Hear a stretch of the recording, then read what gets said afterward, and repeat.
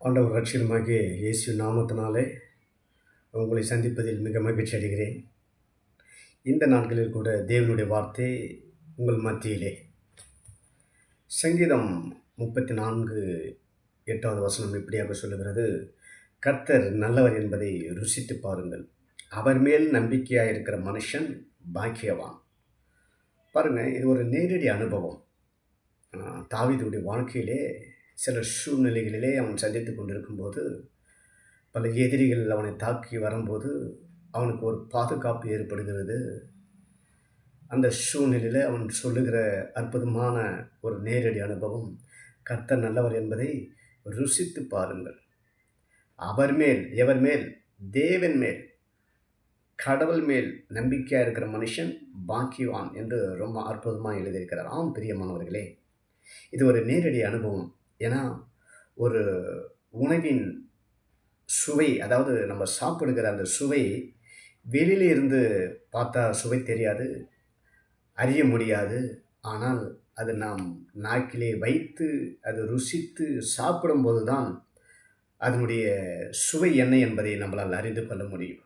அதுதான் வாழ்க்கையில் சிலர் சொல்லும்போது யாரும் ஏற்றுக்கொள்ள மாட்டார்கள். அவருடைய வாழ்க்கையில் அந்த சம்பவம் நடக்கும்போது தான் அவர்கள் அதை ஏற்றுக்கொள்ள முடியும். பாருங்கள், இன்றைக்கி உலகத்தில் அப்படி தான் ஓடிக்கொண்டிருக்கிறது பிரியமானவர்களே. வாழ்க்கையில் பாருங்கள், தேவன் இந்த உலகத்தை உண்டாக்கி எவ்வளோ இயற்கை தாவரங்கள், மனிதனுக்கு தேவையான உணவுகள், காய்கறிகள், பயிர் வகைகள், பழ வகைகள் எல்லாவற்றையும் தேவன் நமக்காகவே உண்டாக்கி கொடுத்திருக்கிறார். ஏனென்றால் பாருங்கள், அவர் செய்கிற ஒவ்வொரு படைப்பும் அற்புதமான ஒரு படைப்பு. ஒரு கொய்யாப்பழத்தை சாப்பிட்டு பாருங்களா, அது எவ்வளோ ஒரு டேஸ்ட்டு பாருங்கள். நம்ம கூட அதுக்கு சுவை அதிகமாக போட்டுருவோம், கொஞ்சமாகவும் போட்டுருவோம். ஆனால் தேவன் ஒவ்வொரு பழத்துக்கு அற்புதமான சுவை கொடுத்திருக்கார். வாழைப்பழத்துக்கு ஒரு சுவை, மாம்பழத்துக்கு ஒரு சுவை, ஆப்பிள் பழத்துக்கு ஒரு சுவை, இப்படி நாம் சொல்லி அடுக்கி கொண்டே போயிருக்கலாம். அதுதான் தேவன் கர்த்தர் நல்லவர் என்பதை ருசித்து பார்க்க வேண்டும். அது மாத்திரம் இல்லை, சுருக்கமாக உங்கள் மத்தியில் நான் பகிர்ந்து கொள்கிறேன். பயத்தின் மத்தியில் கர்த்தர் நல்லவர் என்பதை நாம் அறிந்து கொள்ள வேண்டும். ஒருவேளை வாழ்க்கையில் பயத்தோடு வாழ்ந்து கொண்டு இருக்கிறீர்களா, கலக்கத்தோடு இருக்கிறீர்களா? அது மத்தியில் தேவனை நீங்கள் கூப்பிட்டு பாருங்கள். ஆண்டவராகிய தேவன் சொல்கிறார், நீ பயப்படாதே, திகையாதே, நானே உன் தேவன் என்று சொல்லியிருக்கிறார். பயத்தின் மத்தியில் கர்த்தர் நல்லவர் என்பதை ருசித்து பாருங்கள். இடுக்கன் மத்தியில் கர்த்தர் நல்லவர் என்பதை ருசித்து பாருங்கள். வாழ்க்கையில் பல போராட்டங்கள், பல சூழ்நிலையை சந்தித்து கொண்டிருக்கிறோம். அதன் மத்தியில் கர்த்தர் நம்மை எப்படி விடுவிக்கிறார், கர்த்தர் நம்மை எப்படி ஆசீர்வதிக்கிறார், கர்த்தர் நம்மை எப்படி பாதுகாக்கிறார் என்பதை நீங்கள் அதை நல்லவர் என்பதை ருசித்து பாருங்கள். அடுத்தபடியாக உபத்திரத்தின் மத்தியில் கர்த்தர் நல்லவர் என்பதை ருசித்து பாருங்கள். உபத்திரம், ஏன்னா இந்த உலகத்தில் உபத்திரம் உண்டு, ஆனாலும் திடன் கொள்ளுங்கள் என்று நம் தேவனாகிய கர்த்தர் சொல்லியிருக்கிறார். உலகத்தில் உபத்திரம் இருக்கும், நம்மை சுற்றி உபத்திரம் இருக்கிறது, பாடுகள் இருக்கிறது, கஷ்டங்கள் இருக்கிறது, வேதனைகள் இருக்கிறது. அதன் மத்தியிலே கர்த்தர் நல்லவர் என்பதை ருசித்து பாருங்கள். ஏன்னா ரொம்ப அற்புதமான ஒரு பகுதி. அவர் மேல் நம்பிக்கையாக இருக்கிற மனுஷன், எவர் மேல்? தேவன் மேல் நம்பிக்கையாக இருக்கிற மனுஷன் பாக்கியவான். அப்போ அவர் மேல் நம்பிக்கையாக இருக்கும்போது தான் அவரை நாம் ருசித்து பார்க்க வேண்டும். கடைசியாக துன்பங்கள் மத்தியில் கர்த்தர் நல்லவர் என்பதை ருசித்து பார்க்க வேண்டும். பிரியமானவர்களே, மனுஷனுக்கு அநேக துன்பங்கள் வருகிறது. உறவுகள் மூலமாக துன்பங்கள் வருகிறது, வெளியில் நண்பர்கள் மூலமாக துன்பங்கள் வருகிறது. இப்படி அடுக்கிக்கொண்டே சொல்லி கொண்டு போயிருக்கலாம். ஆனாலும் தேவன் நல்லவர் என்பதை நீங்கள் உங்கள் வாழ்க்கையில் ருசித்து பாருங்கள். நீங்கள் மாத்திரம் இல்லை, நானும் அதை ருசித்து கொண்டு இருக்கிறேன்.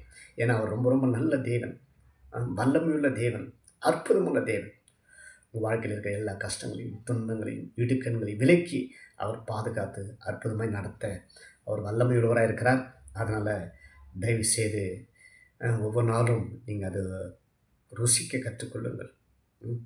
ஏனென்றால் அவ்வளோ பெரிய தேவன், வல்லமையுள்ள தேவன், உங்களுக்காகவே அவர் அற்புதங்கள் செய்ய அவர் ரெடியாக இருக்கிறார். சொல்லப்போனால் தயாராக இருக்கிறார். மனுஷன்தான் போய் கேட்க மாட்டிருக்கோம். சில கேட்டவர்கள் பெற்றுக்கொண்டு இருக்கிறார்கள், சில கேட்காதவர்கள் தனியே இழந்து கொண்டு இருக்கிறார்கள். அதனால் கர்த்தர் நல்லவர் என்பதை தினந்தோறும் நீங்கள் என்ன பண்ணுங்கள், ருசித்து பாருங்கள். அவர் மேலே நீங்கள் நம்பிக்கை வைங்க. மனுஷன் மேலே நம்பிக்கை வைத்து ஒரு வேளை இழந்து போயிருக்கலாம், ஒரு வேளை பலன் இல்லாமல் போயிருக்கலாம். இன்றைக்கு நான் உங்களுக்கு சொல்லுகிறேன், கர்த்தர் மேல் நீங்கள் நம்பிக்கையாக இருங்கள். கர்த்தர் பெரிய காரியத்தை செய்வார். உங்களோடு இருந்து பல ஆசீர்வாதங்களை உங்களுக்கு அவர் கொடுக்க வல்லமையுள்ள தேவனாக இருக்கிறார். அதனால் தைரியமாக இருங்கள், சோர்ந்து போகாதீர்கள். பயத்தின் மத்தியில் கர்த்தர் விடுதலையாக்கி இருக்கிறார். இடுக்கின் மத்தியில் கர்த்தர் உங்களை விடுதலையாக்கி இருக்கிறார். உபத்திரவத்தின் மத்தியில் கர்த்தர் உங்களை விடுதலையாக்கி இருக்கிறார்.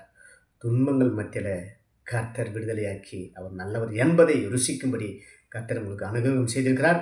தொடர்ந்து கேளுங்கள், பெரிய காரியங்களை கர்த்தர் உங்கள் வாழ்க்கையில் செய்வார். நன்றி. தேங்க்யூ. God bless you.